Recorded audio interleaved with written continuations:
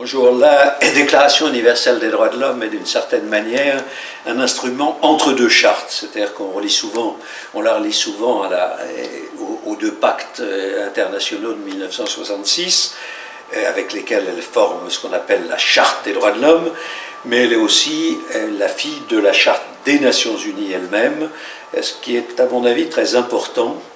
Il ne faut pas oublier que faute de temps et aussi du fait des oppositions idéologiques entre les vainqueurs de la Seconde Guerre mondiale, la charte n'a pas pu être précédée d'une déclaration des droits de l'homme, comme on l'avait envisagé.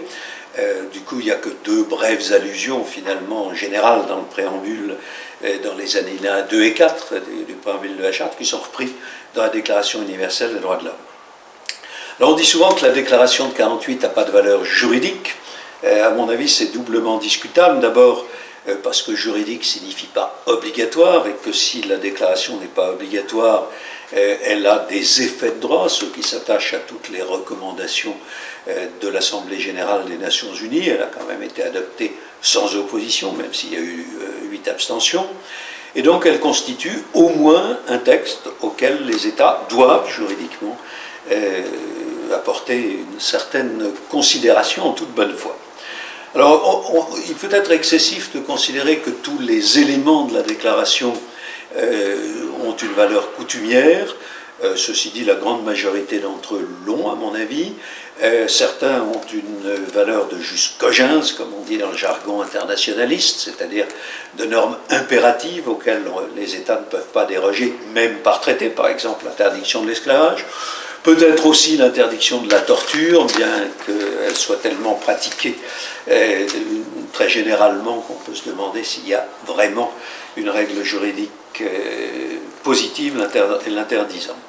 En tout cas, l'ensemble normatif constitué par la Charte, la Déclaration et les deux pactes des droits de l'homme a une conséquence globale tout à fait importante qui constitue un changement copernicien par rapport à au droit de antérieur à 1945-1948, c'est que aujourd'hui les États ne peuvent plus s'abriter derrière l'idée que les droits de l'homme font partie de leur domaine réservé.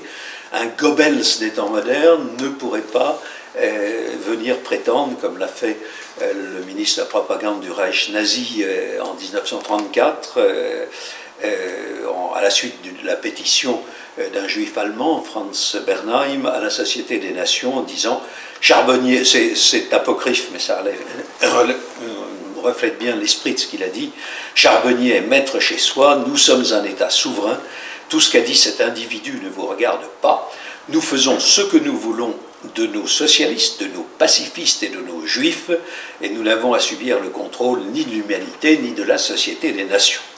Aujourd'hui, en tout cas, les États ont sans aucun doute l'obligation de respecter les droits fondamentaux de l'homme, y compris à l'égard de leurs propres ressortissants. C'est un élément de ce qu'on appelle la responsabilité de protéger, c'est le seul élément dur probablement de ce concept. Reste à savoir comment faire respecter cette obligation.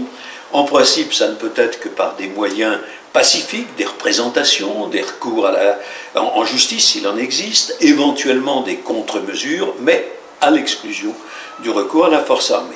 Ça, c'est le droit, mais quelquefois, il faut, je crois, savoir violer le droit, que ce soit à Srebrenica, au Rwanda ou en Syrie. Dans des cas extrêmes, il faut préférer la morale au droit et Antigone à Créon. Et puis une dernière question, est-ce qu'il faut réviser la déclaration de 1948? Clairement, elle est aujourd'hui dépassée à certains égards. J'en veux pour preuve, par exemple, l'article 16 sur le mariage, intitulé « Limité à l'union d'un homme et d'une femme », ou plutôt de l'homme et de la femme, sans égard, comme d'ailleurs la charte à l'ordre alphabétique français, entre femmes et hommes. On peut certainement la compléter, de préférence par des instruments obligatoires, mais aussi par d'autres déclarations, comme la déclaration de Vienne de 1993. Mais je pense qu'il ne faut surtout pas toucher à la déclaration de 1948 elle-même. Elle est emblématique d'un état d'esprit. Cet état d'esprit doit être préservé envers et contre tout, et c'est particulièrement indispensable en ces temps assez sombres pour le droit en général et pour les droits de l'homme en particulier.